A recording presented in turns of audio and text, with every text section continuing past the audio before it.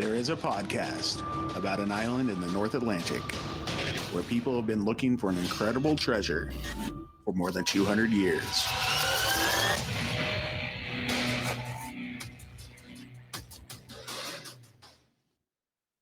Hello, and welcome back to Could It Be? An Oak Island podcast. We are your hosts, Deidre and Dustin White. Hello, what's up? Hello. It's Oak Island Day. Hey, hey. Hey, it's Oak Island Day. Yeah. But we're here to discuss last week's episode, Mm-hmm. Season 8, Episode 20 of The Curse of Oak 20? Island. Yeah, Could it be? it could be. And it is called Fire in the Hole. Fire in the hole! Fire in the Hole. Hey, before we get into it, I do want to read something that we got from a listener real quick. Awesome. Her name is Ginger. Hi, Ginger. Hi, Ginger. She says that she is newly listening to us and she's kind of binging the back episodes. Oh, no. And back then, we had wanted help to look for a treasure in Tennessee. Yeah, we did. And she's like, hey, I could help you. Ginger, thanks for the offer, but we don't think that treasure's in Tennessee anymore. No. So, But thank you. But thank you so much. There might be another one as in our next treasure hunting adventures. Who knows? And we'll keep you in mind, Ginger. We'll keep you in mind, definitely. If we need something out there again. But I just want to say a special thank you to Ginger. Mm-hmm. And it might be a while before she even catches up to this. Yeah, absolutely. Especially if she's binging. I mean, the first handful of episodes, I wouldn't have started there. But good for you for sticking with it that long. Woohoo! Woohoo! Yeah. So I think she was talking about season 6, episode 13 is when she Is that really when that happened? I guess, yeah. So it was over 2 years ago. Wow. All right. So welcome. We're here to talk about, like I said, The Curse of Oak Island, season 8, episode 20, Fire in the Hole. So Fire in the Hole, what do we got? Let's talk about the Where's swamp. your notes? My swamp. My notes are on my phone. Let's talk about the swamp. Okay, so we open up in a war room, though. Should we chat about that? If you'd like. Because it is swamp related. Okay, let's hear it. Okay, so in the war room, we've got Rick, Scott, Steve, Doug, Marty, Craig, and Alex. Mm-hmm. Whew. And Rick is saying that Steve's estimate on the stone road is currently at 640 feet in length. It's way bigger than a football field. Not 460? What did I say? 640? Yes, you did.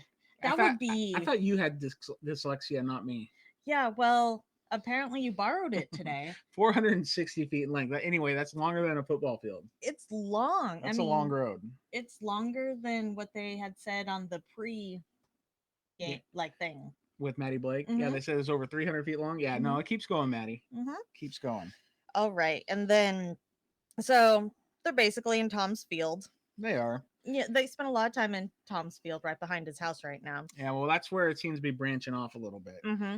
And they had found some small voids in the area in the stone foundation that they found the prior week. Yep.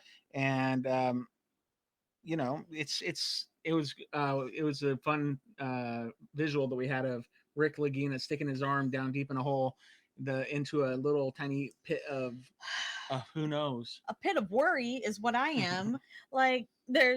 And of course, Michael John, the treasure hunter who finds everything, because now his name is Michael John Treasure Hunter.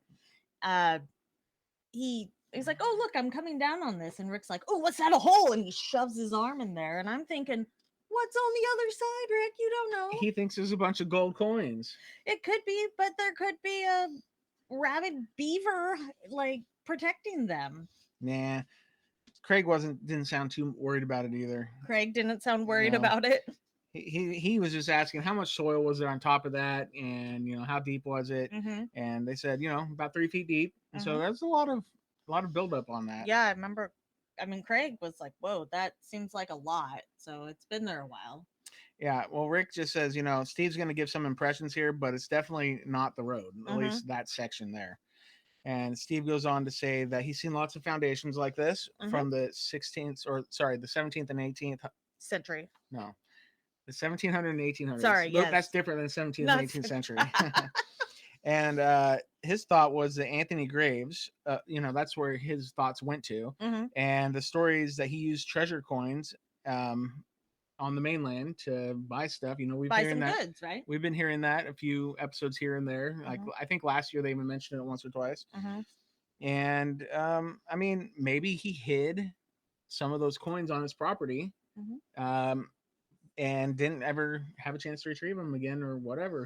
Who knows? Well, when you're hiding like your little bag of coins everywhere, you're going to hide them in a bunch of different places because someone comes to rob you. They're probably not going to find all your hidey holes. Hopefully. Right? I mean, that it's very likely. So hopefully they can find one of the hidey holes that hasn't been found, or he forgot when he moved.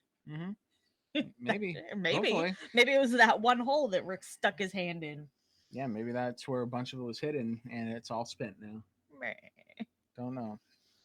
Yeah, so maybe. And Clawworthy says that, he does do the whole recap on Graves, so we got some of that info again. Rick said that the information is irrefutable, and when Graves was alive, he was spending money that way. Yeah. And like Deidre was saying, you hide stuff because back in the day, there's no banks. There's nowhere to make sure your valuables are safe, and you don't just keep them in your like under your bed. No, they're under your pillow or whatever. Yeah, because it will, if someone knows you have it, probably pretty easy to get away with taking it from you. So you might want to hide it in a good hidey hole. Yep. Like the holes in this foundation they found, and that's why they're super stoked about it. Yep. And so that war room pretty much was just to catch up Marty and Craig on what was going on and that foundation. And they're all excited. Sure. Yeah, for sure. So speaking of, we'll just roll right into the swamp. The swamp. Let's do some swamp things. And so we leave the war room and go to the swamp where Miriam and David Fernetti are. And she's asking him how the stone throwing is going. He's literally just chucking rocks. Maybe he's training for the Olympics. Maybe. Why not? Probably not. Yeah, I don't know. We could ask. I don't know what sport. Stone throwing. So shot put. There you go. Go, David, go. Yeah, so Miriam says that when they started the excavation, they were finding voids between the stones and that the soil was placed on top and not falling through those holes. So definitely, there can be no mistaking it's man-made. David then finds some charcoal. Miriam confirmed by smudging it all over her hand. What did I say when we were watching it? I said, ew. Well, she goes, well, here, let me show you how to test it. And I yelled, lick it. That's earthenware. Oh, my bad. I thought in archaeology that was just the go-to test. The lick test will tell you what it is. That's why people like Laird are probably immune from everything, huh? Yeah, probably. I mean, between the brackish water and the charcoal and Rick is a wannabe archaeologist then. Yeah, Miriam went with the smudge test instead of the lick test. Yeah, so she smudged it all over her hand. She called Aaron over to check it out. Aaron said that he was not expecting that. So, I mean, when you find something you don't expect, it's probably good. Yeah. And they're saying it's a pretty big burn feature, just because you can see like the red around it. So it'd be indicative of something being burned multiple times. Or for a very, very long sustained time, right? Like one of the things is maybe this thing, whatever this was, burned down, left that residue, or and it was really hot, or maybe it was something that like you said, it was burned over and over and over again, or a constant, like a hearth feature. Yeah, could be. I mean, it seemed it was between two rocks that were horizontal. Yep. For sure. Yeah, it makes me think of John Smith's homestead, and he had the 90-foot stone placed in his fireplace. When in doubt, put rocks in the stove. Yeah, maybe it was good for making brick oven pizza. Later on this episode, the 90-foot stone was mentioned actually in the episode. It's been a long time since we've heard of it, and it's like my favorite thing. I know that's the thing that needs to be found and figured out, because I mean, if it's like a legit thing found at 90 feet deep in 1804 or whatever it was, I mean, come on. That's like, if it is a legit thing, well, we're chasing a myth or a legend. Chasing ghosts? Yeah. Like Pac-Man? Kind of like like Pac-Man. And you miss Pac-Man. Yeah, but I don't have a bow on my head. I mean, Yeah. Yep. So, yeah. That's kind of what was going on. And then they did suggest a connection to the pine tar kiln that was found earlier this season over on Lot 15. Yes. Yeah, and he says, "Hey, let's take a sample, bag it, tag it." Bag it, tag it. Yep, That's what we do to important types of things. Get to the lab. It is. And then, so I guess we'll include this section. Yeah, 50 yards to the south. Mm-hmm. I bet you that's an exact measurement that Steve Guptill gave him. Probably. Like they were working about 50 yards to the south. No, like they were probably like, oh, like 120 feet, and then Steve's like, no, it was 50 yards to the point. Come on, man! I GPS tagged it. Yeah. I know what's going on. Yeah. So 50 yards to the south, we had Scott, Gary, and Billy all working together One team, one dream. In harmony. Yep. And they're searching the stone pathway or road, looking for more artifacts. Scott asks Gary if he's found anything. Gary says only little nail types of signals. So he wasn't too excited about it. Yeah, nothing that he was ready, willing to put a shovel in, if you will. Yeah, Marty did say in a little like side interview that the road could have been there for 1,000 years, and for all they know. And okay, Marty, calm down. Well, they're only finding the younger stuff on top, and the deeper they go, the deeper, the older, the further back in time they go. It's like basically they found a time machine. If I could turn back time, I would dig in the road.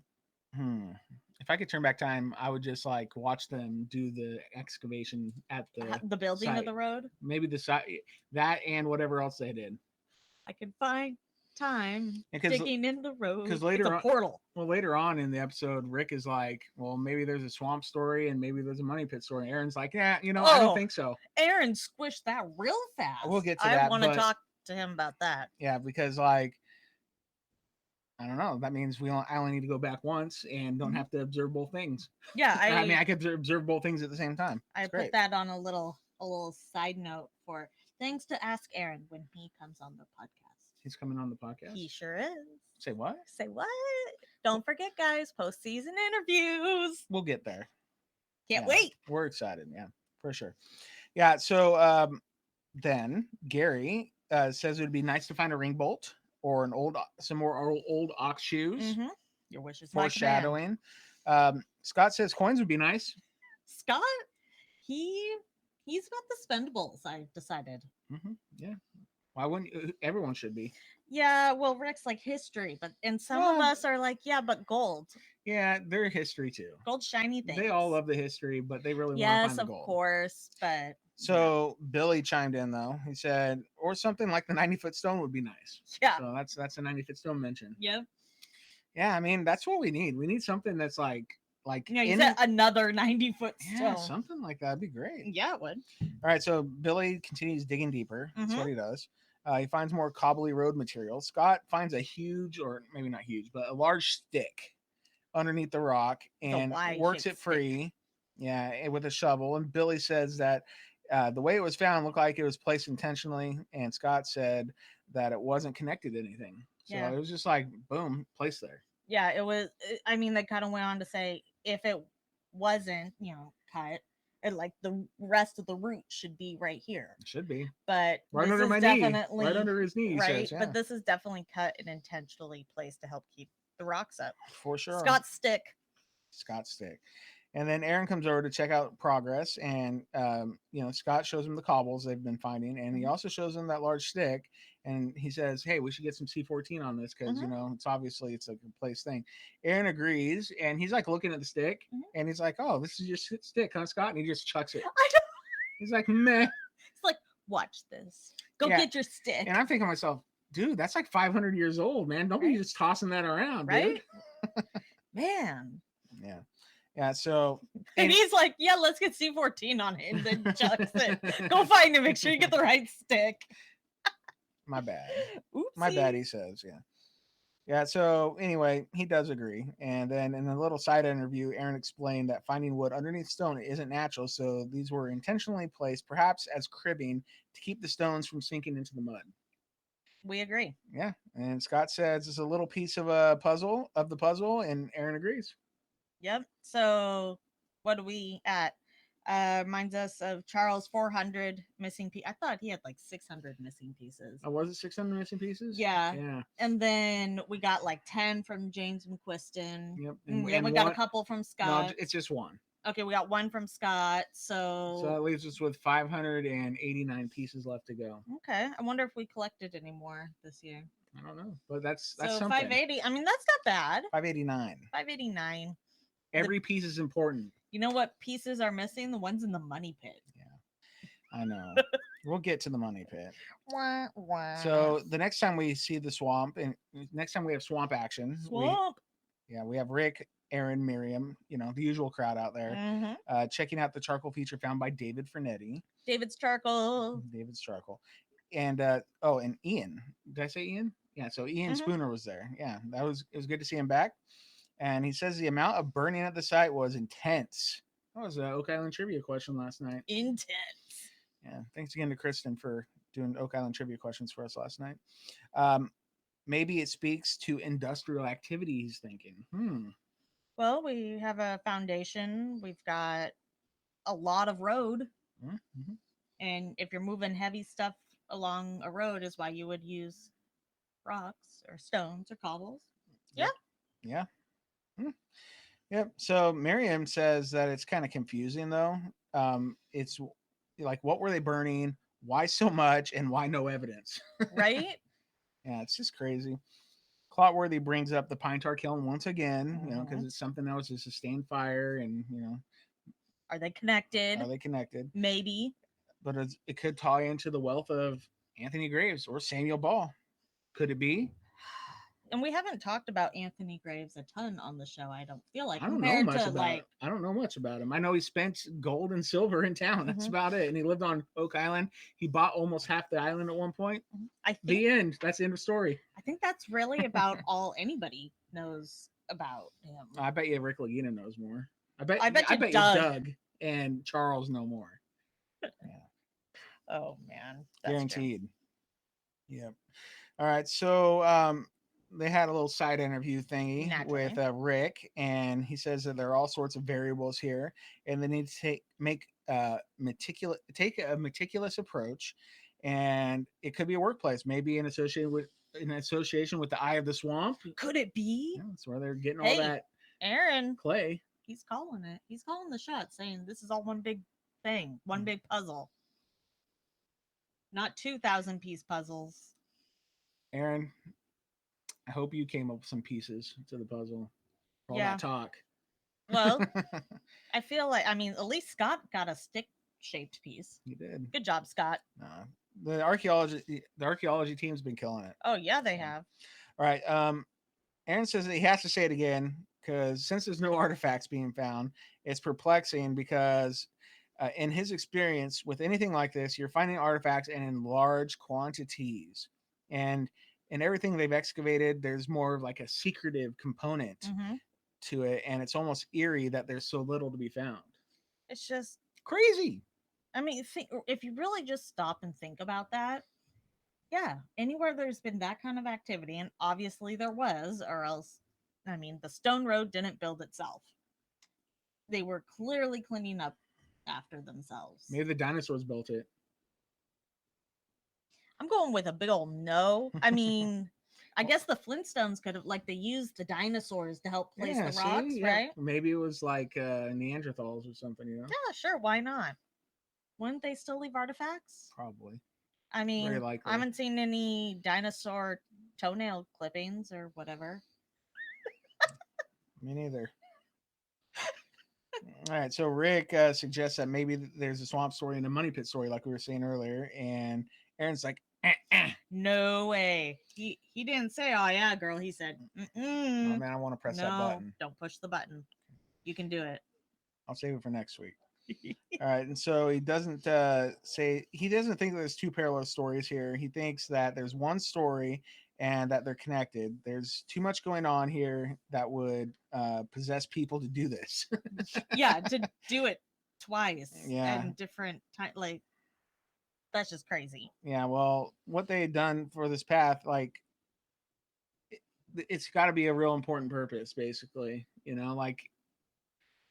To compel people to do this, it has to be something large. It's not just for nothing. Yeah, so, at that scale. Yeah, that's a lot of work. And then just to leave. And then it's been covered up by how much sediment? Yeah, and it was probably covered up by them too before they left because Mhm. they obviously picked up before they left, and then they wanted to hide their trail. Mhm. We found it, guys. Yeah, and we haven't even talked about the stone trench that they found earlier in the season where the hole was from Corian and Chris's theory. Mm-hmm. If it's built of stone, I feel like it's got to be related to something. I mean, we have the stone parking lot, we have the stone road, we've got the stone trench feature over in that corner.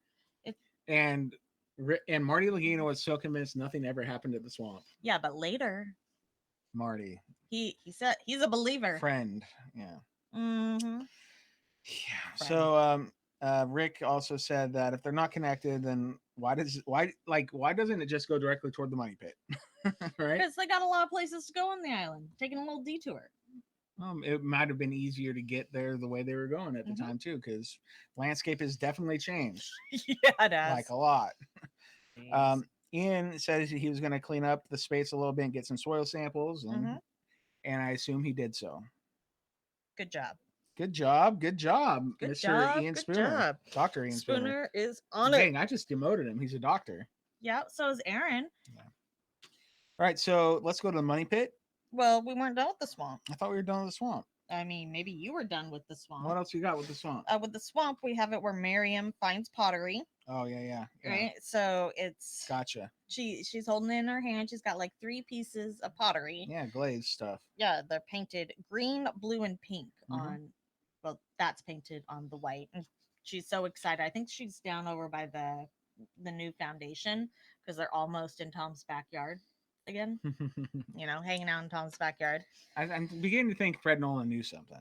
And I laughed in this section. She calls Aaron over, and he comes out of the brush with his big stick, and he looks like Moses. And he's like, "Whoa."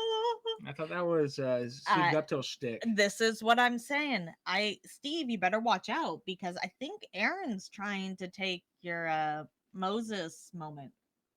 Let my what go? Artifacts go. Let my artifacts go. Let my trowel go.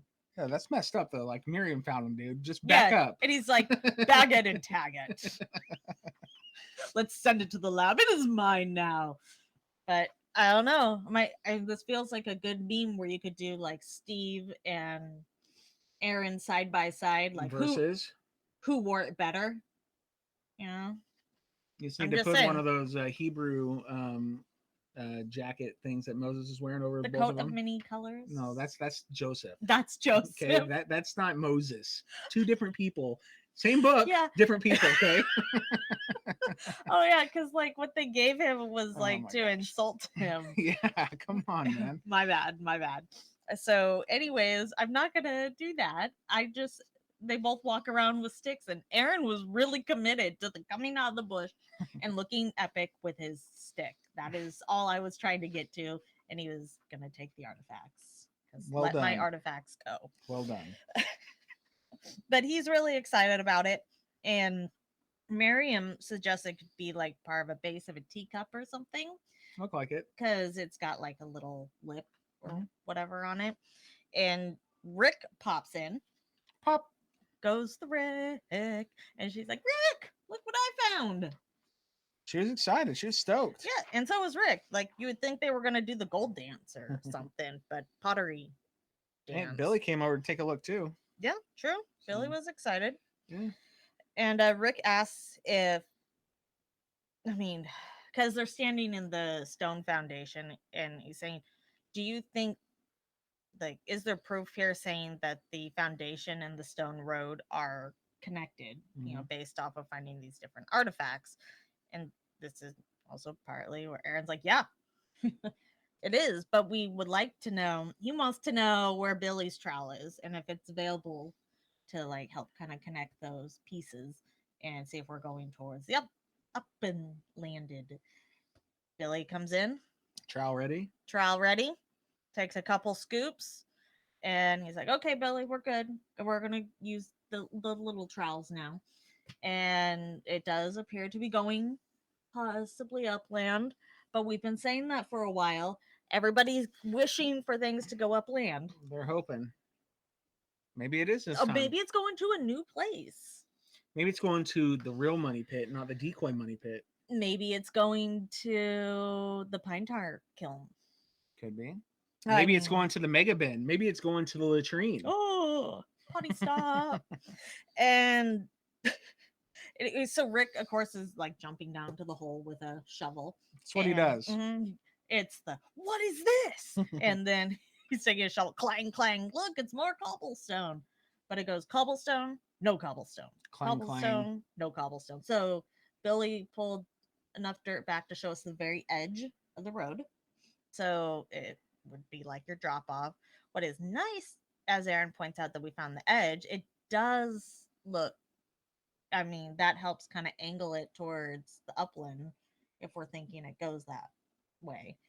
But that made Rick very excited. But it did look earlier, like last season, that it would branch off. So I'm still curious if we're also going towards the eye. Could be. I mean, why not? Yeah, well, if they were doing major work at the eye, Mm-hmm. like they suggested last year with the blue clay they were finding, and maybe it was like a, what do they call it? Blue clay mine? Mine, yeah. I mean, they would need a boy to transport something to transport that on, and if the road kind of curves toward it or is right next to it, load it. And it's really heavy, like clay like that. I mean, let's say you put it in barrels, you would need beasts of burden to pull it, and then you would definitely need a stone road because you don't want to sink into the muck. But the clay like that, we know it's showing up over at the money pit. It's shown up in all these different places, in the chapel vault, which could be the money pit vault. It could to be. seal stuff up. I mean, I don't know. Of course, I don't know. There's more questions than answers here on Oak Island. There are more questions than answers. That's the name of the game. Well, that was it. Now we have now we have to talk about the money pit. Well, of course, because things are going on down there. Pit day money. Yep. So we get to the money pit the first time, and we see Charles and Terry. Charles? Okay. Oh my gosh. I thought I had said Charles. Charles? No, Charles and Terry are there with Steve Guptill. He's meeting them and gives them new instructions from Rick, Marty, and Craig. His new instruction is, let my people go. Drill in CD7. Yes. You need to work on the bass. Deeper. Drill in CD7. Let my people go. Let my people go. That's pretty good. Good job. Well done. All right. Okay, I'll stop. Steve says that they're going to go with this new borehole that you mentioned, CD7. CD7. And they're hoping that they hit the tunnel that they've been tracking. Yes. Rick likens it to following the scent of prey. And their prey, the money pit. I'm not Rick. Calm down there, bro. Okay, calm down, Rick. Let's not stalk or like. No, actually, that was pretty good. Like the prey is the money pit. They're going for it. So Charles and Terry put a fresh choice sausage, a pair of them, up on the operating table, and they're looking for human activity or backfill. Terry says there could be backfill, but it looked like it was in situ. What? I said or gold coins. Yeah, or gold coins. Sure, why not? There was a little interview where Rick said that this is a 1,000-piece puzzle. Hey, I've heard that before. And every piece matters, and they need to stay the course. So does that mean there's a piece? Well, did we just add it to our collection? No. Earlier, I was telling you how many pieces had been found, and you were disregarding pieces. This is Rick telling you that, no, those pieces are important. I wasn't disregarding pieces. You were. I was trying to count the number of pieces we found. Yeah, and I gave you the number. And you said a different number, and I'm like, no, those other pieces matter. Yeah, that's right. I guess my short-term memory is really bad because I thought I was helping with the numbers of the pieces. Think again. Where's Steve when you need him? He's the numbers guy. I bet you he's keeping track of the puzzle pieces. Probably. I bet he is. So, all right. So Terry thinks that they may have found a shaft. And then shaft? And then what? A shaft or a tunnel? I said a shaft, I thought. And then they went to commercial. That's what they do. Well, yeah, I mean, you gotta have some suspense. Yeah, they were drilling. They weren't down to the target depth yet, or whatever. Were they drilling down? All right, so they do get back to the money pit shortly thereafter, and guess who's working there? Charles and Terry again. No. Yeah, they're doing their thing. They had another patient on the operating table. Cut her from open. CD7 at a depth of around 90 feet. So that's what they're looking for. Mm-hmm. Charles asks Terry, what is it that we're not seeing at this point? Expendables? Well, duh. Okay, Captain Obvious. No, Terry was like, gold coins? Yeah. And Charles like, no. No, what do we always see at this when we're chasing the tunnel? Yeah, 87, wood. 88 feet. Yeah, they're not seeing the wood like the prior holes. And they do look down to 91 feet with this sample, and there's nothing. Yeah, it's interesting because he says it looks like this in situ soil, but it's kind of loose. Mm-hmm. It's a bit looser, like the clay, and so it could be backfill, but we're not getting the wood and such that we would typically could be maybe part of a collapse. But not. It was odd, but not odd enough to. Did you notice that count. when Terry was like stabbing it, like there was a sound effect going dum, dum, every time he was hitting it? No. Like they added a sound effect to his stabbing it because he did like 7 or 8 times. I noticed. I would have used that as an Oak Island trivia question. Like how many times did he stab it and there was a sound effect, but it didn't happen. I noticed the sound effect of like Steve's rendering, like he was typing on the computer and it shows something come up. It's like it was like you would see in like CSI or something, the cybersecurity thing. Oh man, it gave me a good chuckle. And you know what I would like to see at the end of every episode? What? Steve Guptill sitting at a computer like Doogie Howser, typing up his thoughts, and then he like stops and he thinks and he looks up and has a smile on his face and keeps typing. That'd be great. He would make a perfect Doogie Howser. He'd be the perfect Doogie Howser. Yeah. And he'd have like the window right and there. And it's like a bright blue screen with white text. Oh, heck yeah. And you just see him in his cup. Do do do do do do do do do do. I don't even know I don't remember how the music goes, but like that would be playing in the background, and Steve would just stop. He would stop, and then continue. It's Steve's journal, and they can publish it. It would be great. Once they find the treasure, they'll be like, "Today was CD7." Yes, and that is it. and that is all. We found no wood. No wood. Yeah, pretty good stuff though. All right, so Steve is now Doogie. They say that they are running out of time, and Stevie Howser. Janet, I don't usually look at the comments when we're live, but I just happened to look at that. Stevie Howser, yeah, it's pretty good. Oh wow. Yeah. Thank you for the meme ammo. He won't be an MD. I don't know. So he'd be a CD. We have some doctors. I mean, why don't we have Ian Spooner do this or Aaron Taylor? I don't know. It fits Steve though. It does fit Steve. Yeah. All right. So back to the show. Charles says it's down there, Terry. And Terry replied, "We just haven't found it yet, Charles." She keeps her secret another day. That's correct.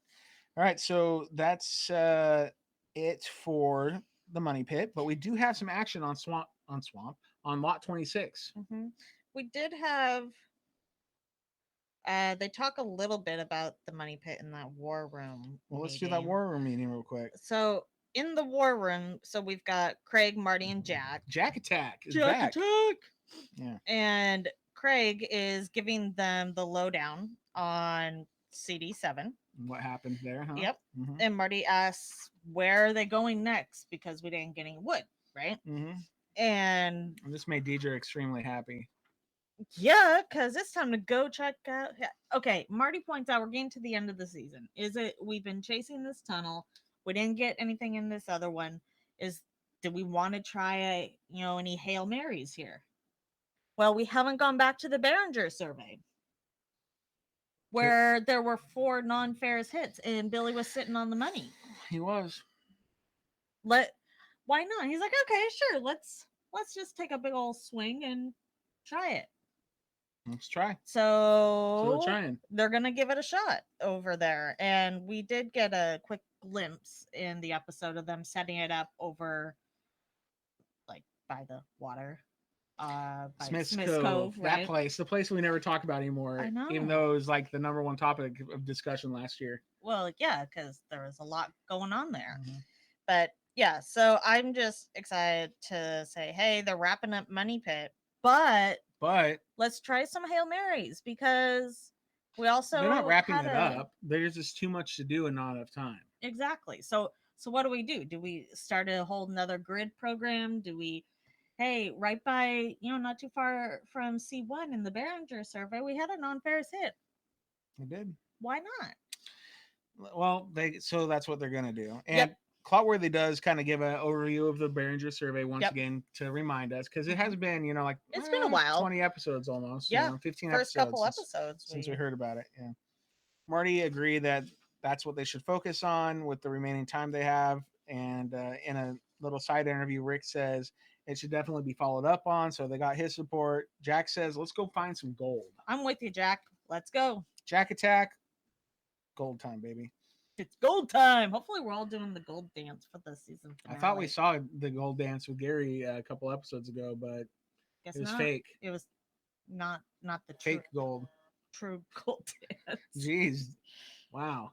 Deidre just got like electric shocked over here. Sorry. Her phone went bzz, and she's like, ah! Okay. All right. So lot 26. Samuel Ball's prior, he owned this land back in the day. This land is his land. Well, Rick's like, this land is my land. And Samuel's like, no, this land is my land. All right. From lot 26 to all over the island, because I didn't get them all right next to each other. Okay. Calm down.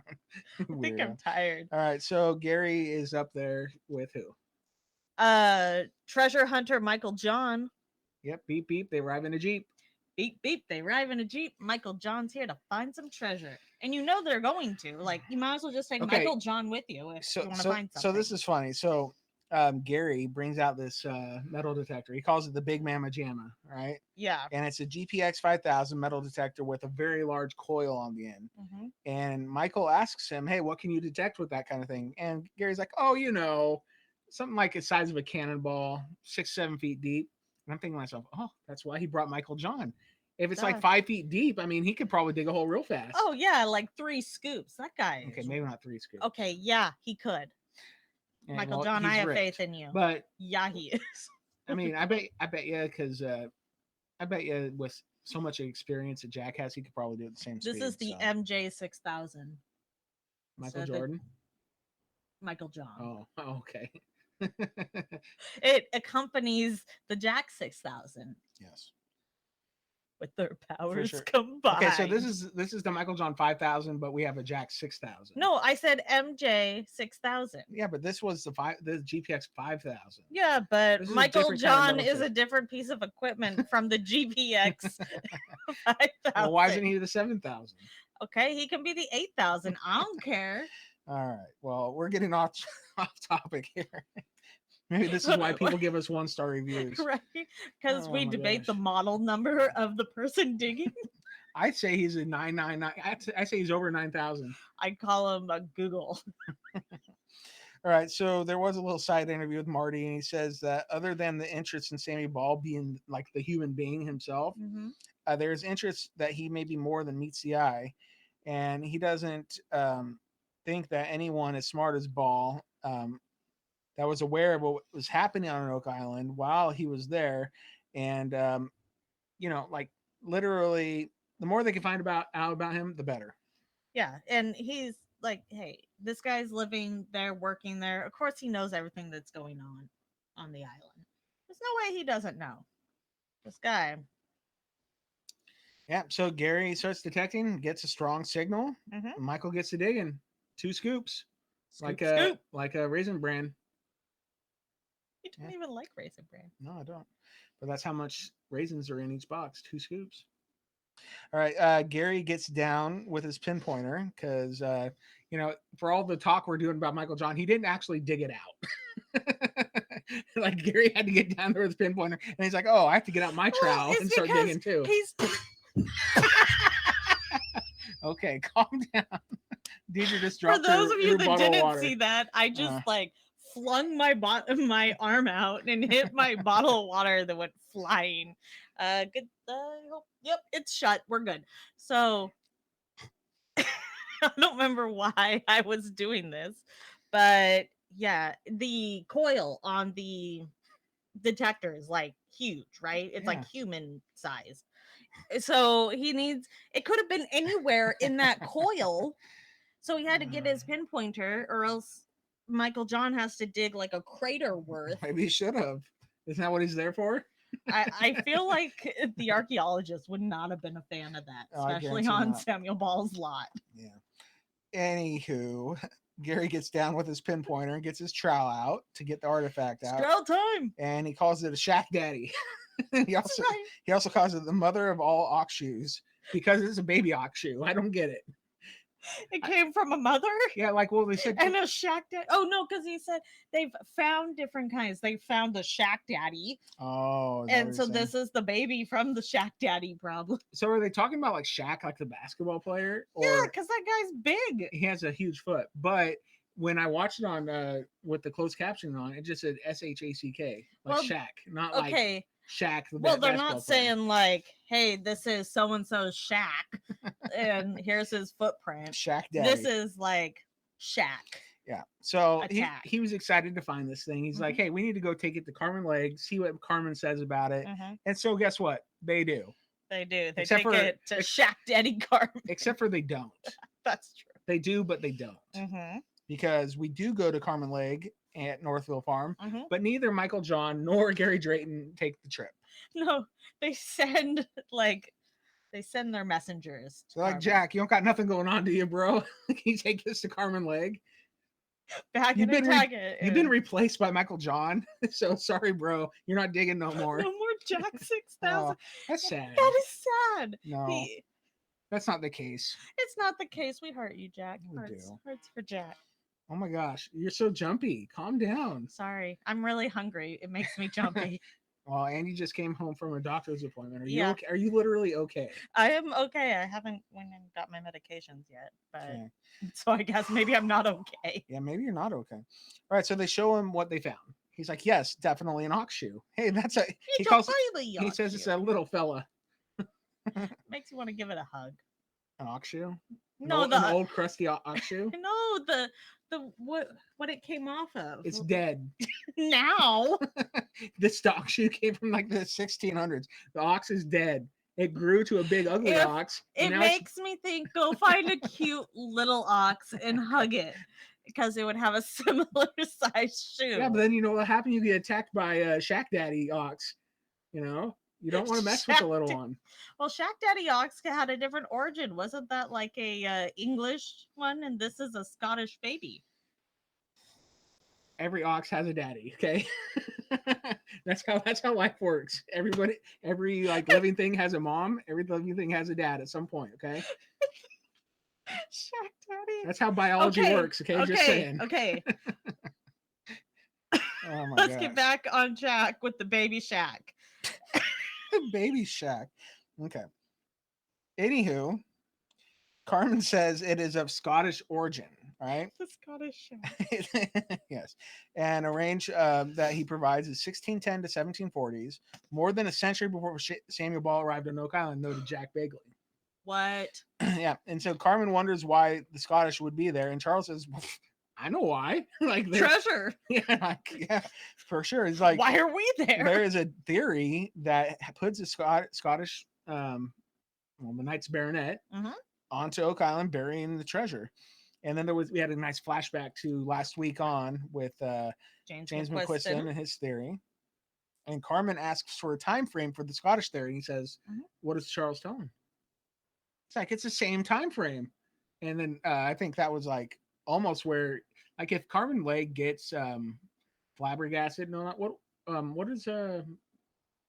does Gary say? Oh, gobsmacked. If he gets gobsmacked, it was that moment. That's true. It was. Yeah, flabbergasted. Same thing, right? Same thing. Yeah. And he says that it was right about that time period of the ox shoe. Jack says that it seems that people all over Europe are having to stop on Oak Island. Why not? Yeah, it's not just around the money pit either, No. Charles says that given the dates, there was nobody living on Oak Island at the time. So to him, that says a lot. And there was a little side interview with Jack, and he says that, yeah, we just found so many ox shoes on the island. So there was a lot of work going on here like for a long time. Mm-hmm. So yeah, crazy stuff. It is crazy stuff. Like, that's bananas. Yep. And so we have a final war room meeting to talk about. Bum, bum, bum. And it involves Rick, Marty, Craig, Aaron, Doug, Tom, Miriam, Scott, Billy, and Alex. Dun, dun, dun. Okay. Yes. Okay, so They were finding out the results of the C14 data from Scott's stick.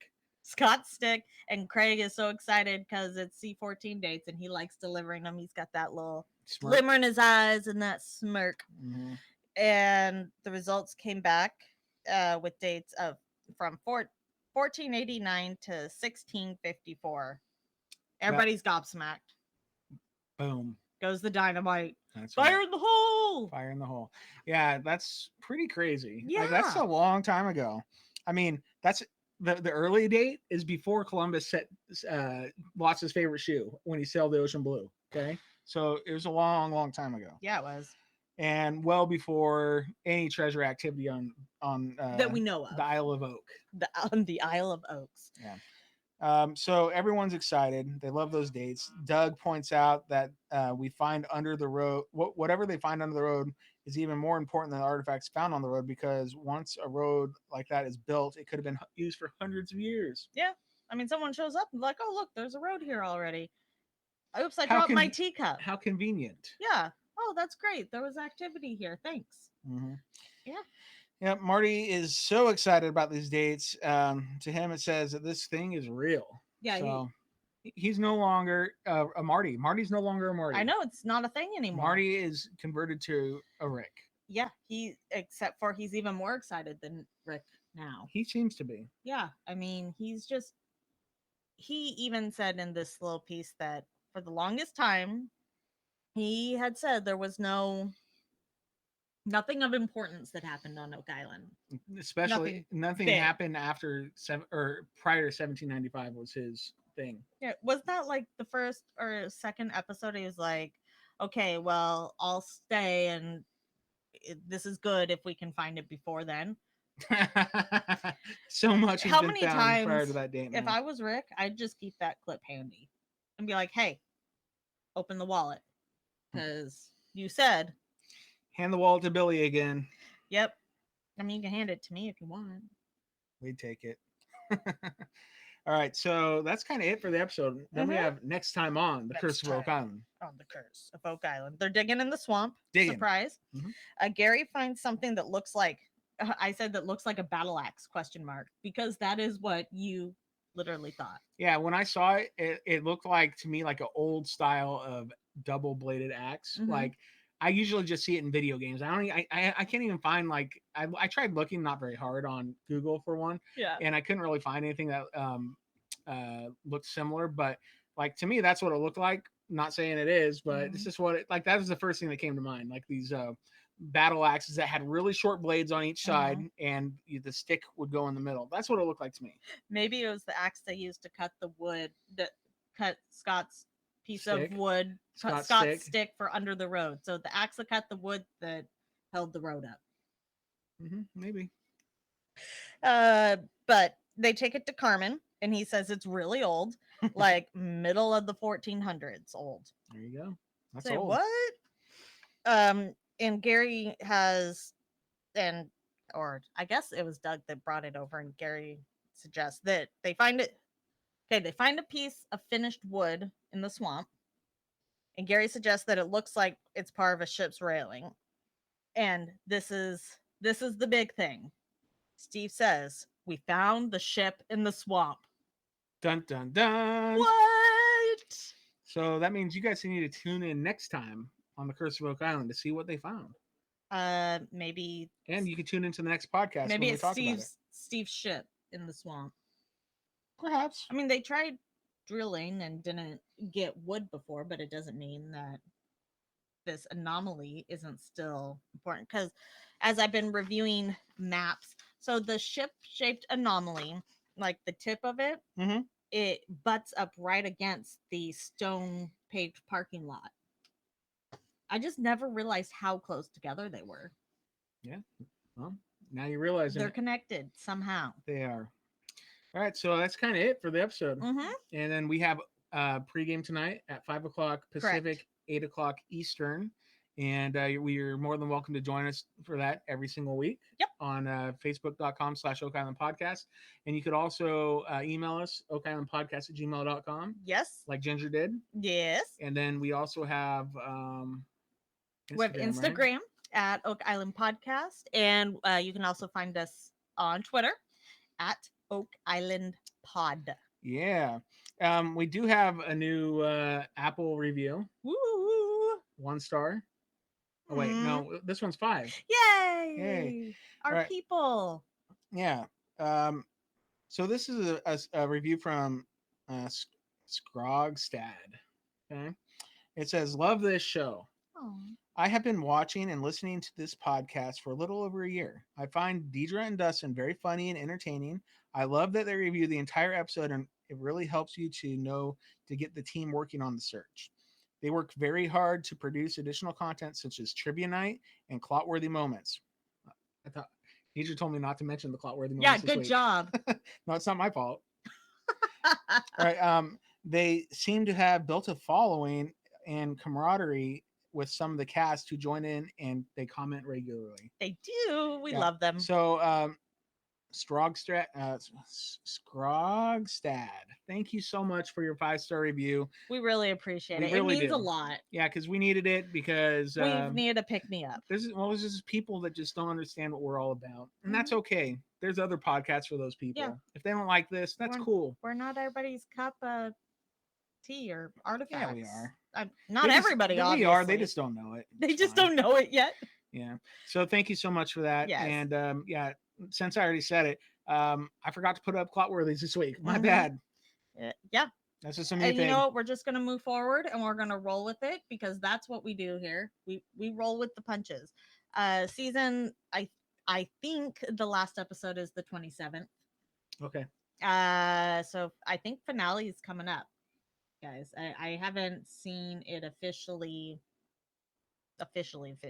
stated somewhere. Me neither. But I think that's what's crack-a-lackin'. Tonight's episode is called Off the Railing. So that's what we have to look forward to tonight. Off the rails. Ings. Off the rail. You're off the rail. Yeah, right. I am. I should go pick up my bottle of water I flung across the room. No, you knocked it off the rail. Yeah, I did. Actually, I knocked off the table. All right. So I think that's it, y'all. Thanks for joining us today. And you guys rock. And thank you so much for all the chatter in the chat. The chatter in the chat. There's a lot of chatter in the chat. Get to anyone in the chat. We never do. But we never do. We heart except that they're for there. Stevie Hauser. Yeah, but we do interact with the chat the entire time during Oak Island Trivia. Oh, yeah. So we'll be doing that tonight. And come back for that, and people. Not trivia. Pre-game. Pre-game, my bad. Pre-game. Well, we do it during trivia, too. During trivia. But we'll see y'all at 5. All right, bye, everyone. Wait, and then how do you end it? You said what? Until next time. Could it be? Bye.